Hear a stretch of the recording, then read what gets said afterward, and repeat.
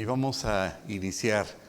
Soy su servidor Juan Raúl López Villa, he tenido ya la oportunidad de compartir algún curso con ustedes y en esta ocasión pues vamos a hablar de un tema muy ad hoc con la época de Día de Muertos y películas de terror y novelas de terror, y nos referimos a las facultades de la autoridad para cuando llevan a cabo el embargo y la inmovilización de las cuentas bancarias. Un tema que tristemente no ha sido del todo abordado y un tema que tendría cierta particularidad o semejanza con el COVID. Y van a decir, ¿qué tiene que ver eso? Pues a todos les puede pasar, ¿no? Eso tendría en común, desafortunadamente. Y estas facultades, bueno, pues derivarán o se pueden llevar a cabo dentro o fuera de las facultades de gestión. Hay que recordar que las autoridades fiscales pues tienen esencialmente, como lo hemos comentado en algún otro curso, dos facultades, las facultades de gestión y las facultades de comprobación. Y dentro de las facultades de gestión, pues la autoridad le puede requerir informes al contribuyente, documentos, acreditar el cumplimiento de obligaciones y bueno, últimamente incluso hasta la revisión de vigilancia profunda, que en algún momento vamos a abordar también en otro curso. Y por otro lado también las facultades de comprobación dentro de las mismas, a través de las cuales la autoridad puede ejercitar estas facultades para inmovilizar las cuentas bancarias del contribuyente, que es lo que precisamente vamos a abordar el día de hoy. Y para esto tendríamos que empezar por lo elemental. Sí, evidentemente es una facultad de la autoridad, puede inmovilizar, puede embargar cuentas bancarias, pero ¿cómo se llega hasta ese escenario? Y bueno, vamos de lo esencial, de lo general a lo particular. En primera instancia, tendríamos que recordar esencialmente lo que nos señala el artículo 4 del Código Fiscal, pues para entender o recordar qué es un crédito fiscal y cuándo la autoridad puede llevar a cabo el ejercicio del cobro, las facultades de cobro, por vía de lo que se le conoce como el procedimiento administrativo de ejecución, el famoso PAE. Y con base en ello, por supuesto, ver cuáles son los mecanismos que tiene para ese orden de embargo de mercancías, de bienes o de mercancías, o incluso bienes intangibles, los derechos que aunque no parezca, pues que tiene el contribuyente también para señalar bienes y con ello finalmente los medios de defensa que tiene el contribuyente. Es importante recordar que no por el hecho de que venga en el ordenamiento legal o máximo en las últimas reformas, concretamente el 151 bis, por ejemplo, pues no quiere decir que esté apegado conforme a derecho. Es decir, está en el ordenamiento legal, va a ser el fundamento legal, pero hasta qué punto se apega a derecho esa regulación. Verbigracia, el caso de que hoy por hoy, a partir de 2014, recordarán, pues los contribuyentes pues ya tienen otros escenarios interesantes y a partir de esta modernidad y la implantación del Internet, pues entendemos que los particulares podemos bajar videos, podemos bajar películas, podemos conseguir aplicaciones, podemos ver películas en Netflix, etcétera. Pueden conseguir novio, novia, esposo, esposo y también pueden ser auditados. Y de pilón también pueden ser embargadas sus cuentas bancarias. Es legal, es constitucional, es convencional. Recordaríamos que la palabra convencional la implementó o la creó o la inventó el maestro Sergio García Ramírez, que es un tipazo, y deriva precisamente de los derechos que México más bien los convenios que México ha firmado en materia de convenios de derechos humanos, por eso le asignó la palabra de convenios.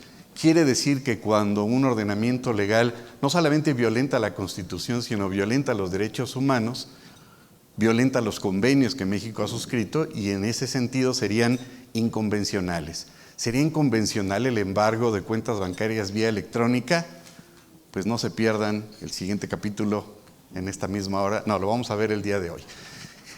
¿Qué son los créditos fiscales? Pues entendemos que en esa licuadora en donde la autoridad ingresa todos los ingresos que tiene derecho a percibir el Estado, incluyendo sus organismos descentralizados, que también puedan provenir de contribuciones, de accesorios, de las mismas multas, incluyendo aquellas, fíjense, que deriven de las responsabilidades de sus propios funcionarios y que evidentemente el Estado tenga derecho a exigirle ya sea a sus funcionarios, empleados o incluso a los mismos particulares que para estos efectos van a ser los contribuyentes, así como aquellos que las leyes les den ese carácter y por supuesto el Estado tenga derecho a percibir. Ya veremos que el Estado va a tener ese derecho a percibir esos ingresos en la medida en que sean pues ingresos que pueda cobrar el contribuyente, que no estén garantizados o incluso garantizados. Veremos también que la autoridad puede requerirle al contribuyente la ampliación del embargo porque esa garantía la considera como insuficiente. Así es, la autoridad podrá determinar si esos bienes embargados son suficientes o no, pero no, por supuesto, en el momento del PAE, sino a través del personal facultado para esos efectos. ¿Cómo se integra ese crédito fiscal? Pues cuando ya se causó ese crédito fiscal en términos de lo que previene el artículo 31, fracción cuarta constitucional, pues le correspondería al contribuyente pagarlo, evidentemente. Pero si no lo puede pagar, pues vendrían entonces una serie de elementos adicionales al mismo, que son la actualización, que bueno, ustedes ya lo conocen de fondo, y esas cantidades se van a obtener evidentemente como ese resultado de aplicar el efecto de la inflación a la contribución y que no fue cubierta, en principio, dentro del plazo fijado por las disposiciones fiscales. Y aquí me gustaría detenerme un segundo, y perdón, pero es que hay muchísimo material. Afortunadamente, la autoridad cada vez que da palos de ciego, nos da pie a un curso y se vuelve a equivocar y nos da pie a otro curso. Y qué maravilla, porque bueno, de entrada tendríamos que recordar que el artículo 73 del Código Fiscal previene un derecho que tiene el contribuyente, que tienen todos los contribuyentes, de llevar a cabo el famoso pago espontáneo, que por supuesto lo vamos a ver más adelante. Este pago espontáneo se supone que implicará que el contribuyente pueda enterar las contribuciones en forma extemporánea. Oiga, pero espere, me están imponiendo multas por el 81 fracción primera. Para eso ahorita llegamos a ese punto. En primera instancia, el contribuyente, en la medida en que la autoridad no haya advertido, le haya requerido o haya identificado ese adeudo del contribuyente e incluso se lo haya solicitado por vía de facultades de comprobación o requerimientos, en la medida en que la autoridad no haya advertido esa inconsistencia, ese adeudo, el contribuyente podría enterar esa contribución y con ello sería pago espontáneo. Oiga, pero ¿qué previene el artículo 81 fracción primera? Pues el 81 fracción primera, que está de moda, que es el fundamento, entre comillas, a través del cual la autoridad está imponiendo las multas o las sanciones correspondientes por la extemporaneidad de las contribuciones, no existe. A ver, espérenme, ¿cómo que no existe? Lo que no existe en el 81 fracción primera es la hipótesis de pago extemporáneo. Existe la hipótesis de omisión de pago de contribuciones, que es distinto a pagar extemporáneamente. ¿Y por qué no dicen o por qué no llevan a cabo la misma afirmación que hizo Hugo Chávez en su momento en Venezuela? Dijo, pues entonces que se reforme la ley, ¿no? Pues no se podría reformar la ley porque, ¿qué creen? Haría nugatorio el artículo 73, el pago espontáneo. De tal suerte entonces que hay que tener bien en cuenta o bien claros que el pago extemporáneo per se como tal no implicaría una sanción como tal. Es decir, la ley no previene ese escenario, no previene esa hipótesis. ¿Y por qué lo está haciendo entonces la autoridad? ¿Porque no ha leído el 81 o porque le está apostando a que la gran mayoría de los contribuyentes no se podrían asistir oportunamente? ¿Y qué porcentaje de la población va a impugnar? ¿Les gusta un 0.01%? Pero bueno, estábamos hablando de historias de terror, pero no tan terroríficas como esas. En ese sentido, pues aquí sería cuestionable hasta qué punto entonces el contribuyente tendría que pagar una multa por extemporaneidad cuando la ley no lo previene.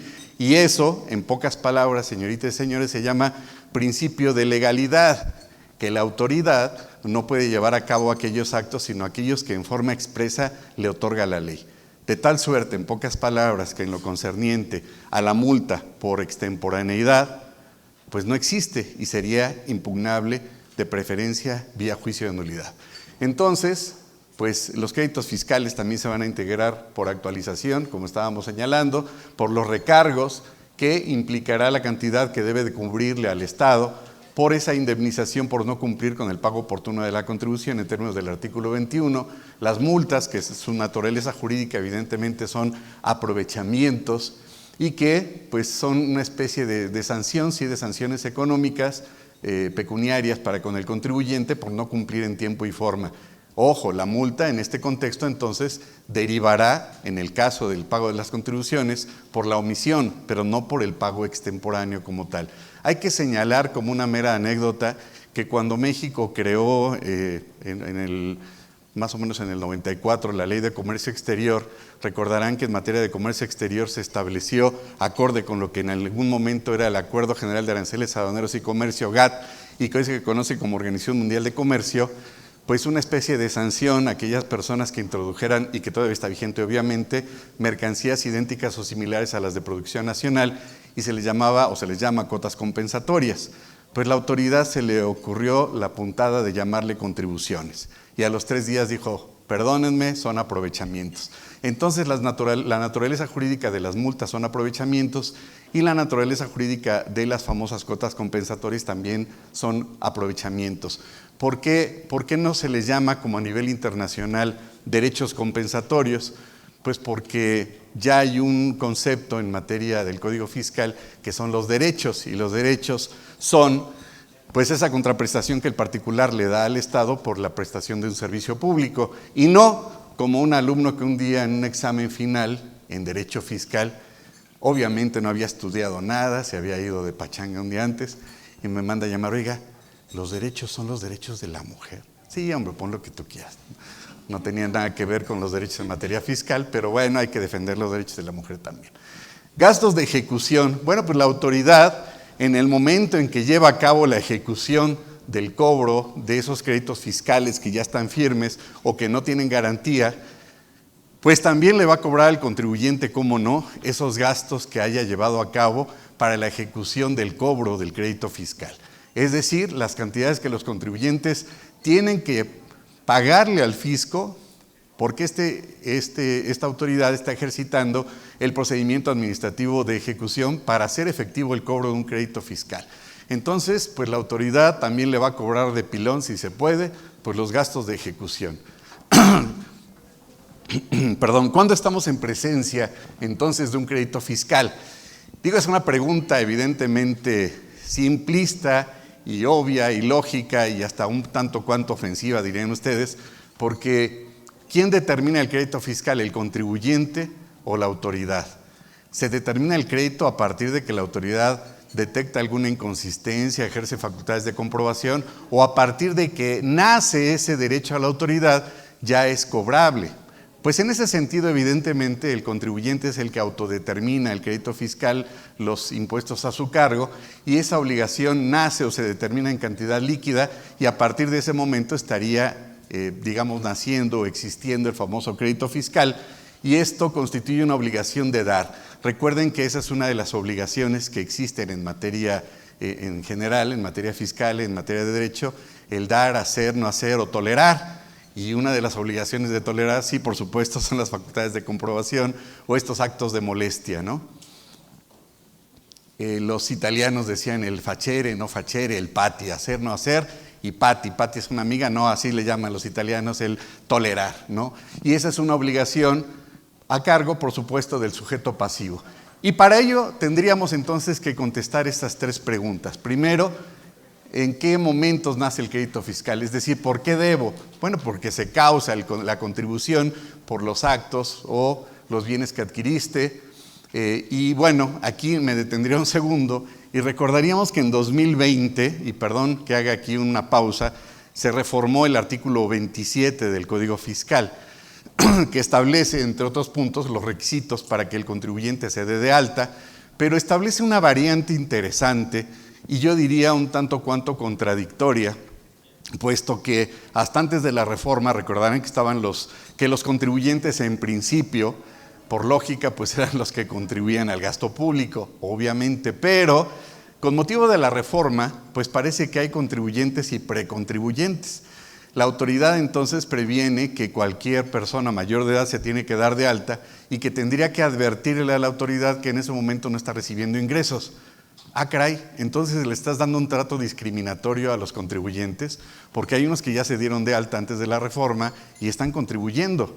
Entonces considero, salvo su mejor opinión, que en ese punto en la reforma, en el momento en que ya son causantes, como se les llamaba anteriormente, y que ya obtienen ingresos, pues ya tendrían que enterarlos al fisco y por eso son contribuyentes. Sin embargo, conforme a nuestros legisladores, parecería que hay contribuyentes de pedigrí, contribuyentes, ¿no?, de menor nivel, y en este sentido, pues es un absurdo, porque entonces habrá contribuyentes que no contribuyan y contribuyentes que sí contribuyan. Eso, de entrada, pues haría que saltara la liebre, valga la expresión metafórica, del artículo 24 del Pacto de San José, que previene que el Estado no puede ser discriminatorio de los gobernados.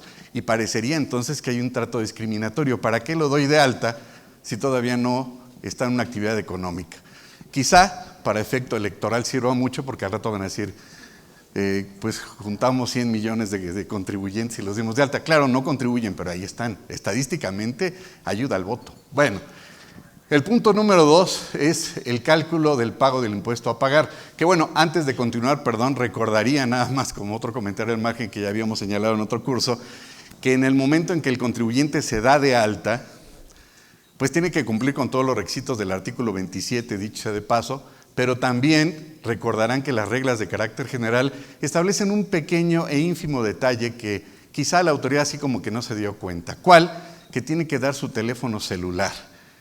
Y van a decir, ¿me va a hablar, me va a saludar o me va a mandar mensajes a las 3 de la mañana de que tengo que cumplir con mis obligaciones fiscales? No, más que eso, o más bien además de eso, la autoridad implementó en la fracción primera del 27 la famosa geolocalización o georreferenciación. ¿Eso qué significa? Pues que la autoridad puede rastrear al contribuyente, es decir, para efectos de su domicilio fiscal. Todo estaría excelente siempre y cuando, dentro del mismo 27, se hubiera establecido que el contribuyente podrá ser rastreado o georreferenciado o geolocalizado siempre y cuando diera su consentimiento. Y como les he dicho a mis alumnos, van a tacharme de que cruel, el que me encuentre en dónde está la fundamentación en donde señale que el contribuyente da su anuencia para esos efectos está exento, y nadie queda exento. ¿Por qué? Porque no viene ni en el reglamento del Código Fiscal, ni en el Código Fiscal, ni en las reglas de carácter general. Es decir, se violenta el artículo 16 constitucional por el derecho a la privacidad, porque nunca se le pide el consentimiento al contribuyente de geolocalizarlo o georreferenciarlo. Eso no es ilegal, es lo que le sigue, es inconvencional. Se violenta un derecho fundamental que es el derecho a la privacidad. ¿Qué opina, compañera? No me vea feo, yo no lo hice eso. ¿Cuál es su nombre? Es que cuando, Yamet. Es que cuando nosotros mismos nos piden, gracias, cuando nos piden en el momento que nos piden que demos el número dando de alta en el buzón tributario, pareciera que estamos aceptando porque pues damos el número nosotros. Sí, pero no se le, no, en el momento, recuerden que esos son datos de información del particular y que la autoridad tendría que indicarle para qué quiere esos datos. Me queda claro que los datos biométricos se los damos al gobierno, me queda claro que los tiene el INE, me queda claro que los tiene el banco y los damos con esa intencionalidad. Claro, si usted baja una aplicación y quiero verme de niñita, pues ya le dio los datos biométricos, sí, pero esa es otra historia y no es el tema. El punto es que a usted ni a ningún contribuyente le dicen, estos datos tuyos los vamos a utilizar para estos fines, sí, es decir, para ser geolocalizado. Y ahí interfieren o infieren en su derecho a la privacidad. Ese es el tema. Sí, y estamos en desacuerdo, pero no podemos hacer nada. No, claro que se puede hacer mucho y por eso estamos aquí, con todo gusto. Gracias. Yameli, ¿me dijo? A sus órdenes, Yameli. Gracias. Muy bien, pues entonces vean cómo el hecho de que esté en un ordenamiento legal no quiere decir que necesariamente esté conforme a derecho. Siguiente punto. Bueno, hay que recordar, perdón otra vez, que todos los ordenamientos legales, este criterio viene de la materia penal, pero también aplica a la materia administrativa, de que todos los ordenamientos legales, evidentemente existe la exposición de motivos, tienen que tener un punto que satisfaga la proporcionalidad y la razonabilidad. ¿Y qué es eso y con qué se come? Que todos los ordenamientos legales tienen que tener una explicación de fondo, incluso de carácter científico, de fondo, no de berrinche, no que se me ocurrió. Y eso es uno de los requisitos de legalidad de todos los ordenamientos legales, que desafortunadamente a veces se le barre a la autoridad, no solamente en materia administrativa, sino en materia fiscal también. Un ejemplo clarísimo es la exposición de motivos de 2013, en donde se lleva a cabo la creación del 69 y la autoridad, despotrica y habla mil cosas de los famosos factureros, hablando que quien ha hecho ese boquete al gasto público han sido los EFOS, dicho en términos generales, aunque no lo refiere como EFOS, le llama factureros, pero realmente el que comete el delito indirectamente también es el EDO. Es más, el que la deduce la factura es el EDO. Pero el legislador todavía en 2013 sigue con la creencia ingenua e inocente de que el que está afectando al fisco esencialmente es el EFO, cuando realmente el EDO es el que deduce esas facturas. Pero nada más como un comentario al margen. En ese sentido, pues damos la bienvenida a las personas que nos están haciendo el gran favor de acompañar en Facebook. Y pues gracias a quienes también se encuentran aquí presentes. Y vamos a continuar con este tema tan complicado y escabroso que se refiere a los medios de defensa en contra de la inmovilización y embargo de cuentas bancarias. Sí hay medios de defensa, sí se puede defender el contribuyente y sí podríamos anticipar de entrada, stalkear, como dicen los chavos, ¿verdad? Pues que hay algunos matices sobradamente específicos de inconvencionalidad y de inconstitucionalidad en esos actos en donde la autoridad pues pretende llevar a cabo incluso el embargo por vía electrónica. Ya no solamente van a encontrar novio, novia y películas en internet y videos, sino también embargos de las cuentas bancarias. Y como dijera Bob Esponja, pues van a decir, ¿y qué es eso? Pues ahí está, y ahí lo van a ver en su WhatsApp, en su correo. El siguiente punto, hasta citamos a Bob Esponja para que no se quejen en esto. El siguiente punto es cálculo del impuesto a pagar. ¿Cuánto debo de pagar? Pues ahí dependerá el momento en que se cause, por supuesto. La liquidación la va a llevar a cabo en principio, en primera instancia, obviamente el sujeto pasivo. La liquidación se realiza por parte de la autoridad sin la intervención del sujeto pasivo, es decir, otro escenario podría ser ese, o la liquidación que se lleva a cabo a través de un convenio, de un acuerdo, como podría ser el convenio de pago en parcialidades o incluso el convenio que se lleva ante la PRODECON como acuerdo conclusivo.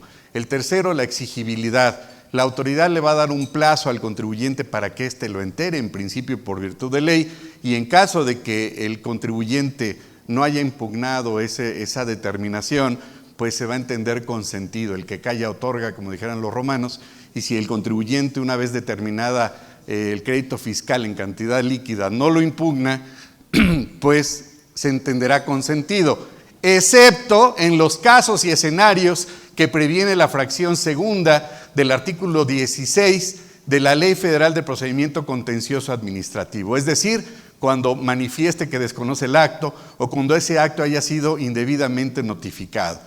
En primera instancia tendría el contribuyente la posibilidad de ejercitar el derecho que previene el artículo 17 constitucional, que se le conoce como tutela judicial efectiva. ¿Qué es eso? ¿Con qué se come? Pues significa el derecho que tienen todos los particulares a impugnar a través de los órganos jurisdiccionales la legalidad o la ilegalidad de esos actos por vía o las vías legales correspondientes. En materia fiscal, evidentemente, tendríamos la posibilidad potestativa para el contribuyente como una opción de ir a recurso de revocación, optativo o si no, juicio de nulidad, y la siguiente instancia sería amparo directo o recurso de revisión ante la Corte. Cabe señalar que, dependiendo del tipo de acto, podría presumirlo como inconstitucional e irse directamente al juicio de amparo, pero ya lo veremos, o cuando se trate incluso de una ley que presuma que sea inconstitucional. En ese sentido, entonces, no en todos los casos es lo que quisimos decir, a pesar de que no haya impugnado ese crédito, se va a entender consentido. ¿Por qué? Porque puede ser que la autoridad no le haya notificado debidamente, puede ser que el particular argumente que no cumplió conforme a derecho o que desconoce ese acto. Sí, adelante, compañera, ¿su nombre? Alejandra. Sí. En alguna ocasión nos sucedió que ellos argumentaban que ellos habían hecho la notificación vía estrados, pero pues realmente no había manera de comprobarlo, ¿no? Porque vía estrados está un determinado tiempo y después lo quitan, ¿sí? O sea, si lo viste bien y si no, también. Entonces, ahí, por ejemplo, igual se podría impugnar a través del recurso de amparo directo. A ver, vamos, ¿me recuerda su nombre? Perdón. Alejandra. Alejandra. Pues es una excelente pregunta, Alejandra. Ya me llevó usted hasta el final del curso. No, no es cierto. Le voy a comentar esto. Desafortunadamente, la autoridad ha implementado más mecanismos legales o ha complementado mecanismos legales para que se le facilite a ella estos medios para poder, entre comillas, notificar al contribuyente. Y perdón que me extienda un poquito. En primera instancia recordarán, y fíjense qué bonito lo dice por ahí algún autor, no soy yo, dice otro autor, que habla del sistema jurídico mexicano en materia de notificaciones en materia fiscal federal. Es decir, el artículo que establece cuáles son los mecanismos a través de los cuales la autoridad puede notificar los actos es el 134. Póngale ahí un circulito, una marca verde de ese que pica los ojos, y señalaríamos que el 134 en la fracción primera señala, o más bien primer párrafo, y después en la fracción primera dice que los actos o resoluciones se notificarán de la siguiente forma: por estrados, permítame un segundito, ahorita voy con usted, o notificación personal, por vía de buzón tributario, por vía de correo certificado, y efectivamente en la fracción tercera habla de los estrados. En primera instancia, y perdón que me extienda un poquito, esos son los mecanismos de notificación, y perdón que sea tan necio, como decía ese personaje, no me gusta repetir las cosas, no me gusta ni lo voy a repetir, porque no existe el diario oficial de la Federación ni la página del SAT en el 134, ojo. La notificación vía diario oficial de la Federación no existe en el 134, existe en el 69B, pero no está dentro del sistema de notificaciones del sistema mexicano legal de notificaciones en materia de derecho fiscal. Y la autoridad lo inventó, lo creó en otro lugar. La autoridad entonces, para estos efectos, en la pregunta que nos hace la compañera, tendría las opciones de notificar por vía personal o por vía de buzón tributario. En el caso de que notifique por vía personal, tendría no solamente el notificador la obligación de llegar, tocar, no hay nadie, ya me voy, tengo que ver a mi novia, ahí nos vemos y le paso el reporte a mi jefe. Tendría que levantar un acta, tendría que cumplir con los requisitos de la debida circunstanciación del acta, tendría que tener en presencia 2 testigos y con ello poder llevar a cabo la notificación en su caso por estrados. Pero si el particular argumenta o señala que no fue debidamente notificado, podría impugnar, ojo, en cualquier momento, señalando la irregularidad o la ilegalidad de esa notificación, incluso señalando que la desconoce. Y muy probablemente llegue a este escenario. Oye, de repente ya me enteré que están embargadas las cuentas. A partir de que se hizo conocedor de ese acto, tendría que decirle a la autoridad, me acabo de enterar. Y va a decir la compañera, ¿y cómo va a demostrar que se acaba de enterar del embargo en cuentas? Va a llevar al cajero, el de la caja 2, y va a decir, se lo juro por esta que sí estaba embargada la cuenta, yo la vi. No, pues van a elaborar un cheque, se va a rebotar ese cheque y con esa fecha se van a dar por enterados. Eso yo no lo dije, ni a los compañeros de Facebook, ni a nadie. Ahorita les pongo esa lucecita para que se les olvide. Y en ese contexto resulta que pues el particular se va a hacer sabedor a partir de ese momento. Y va a decir la compañera, pero todavía no me acaba de contestar. Y efectivamente, al momento en que la autoridad conteste, tendría que acreditar todos los hechos que acabamos de señalar. Es decir, de dónde deriva esa determinación, cómo fue debidamente notificado o no, etcétera.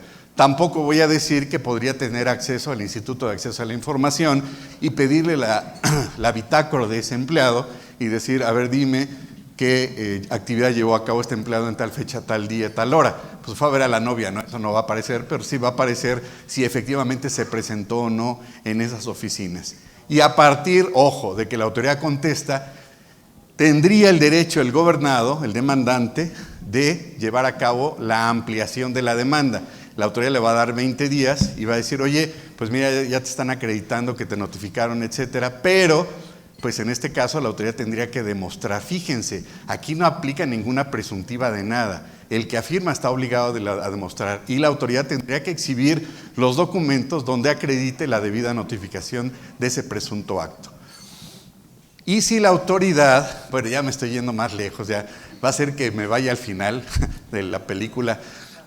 Resulta que a últimas fechas, y lo vamos a ver también, hace como 2 semanas, se publicó en la revista del Tribunal Federal de Justicia Administrativa Vean qué chulada, como dicen en el norte, de tesis que la vamos a ver, que establece que si a los 3 días el contribuyente no abre la notificación por vía de buzón tributario, es decir, surte efectos al cuarto, tendrá que cumplir con una serie de requisitos que establece la jurisprudencia, y si la autoridad no cumple con esos requisitos, esa notificación va a ser ilegal.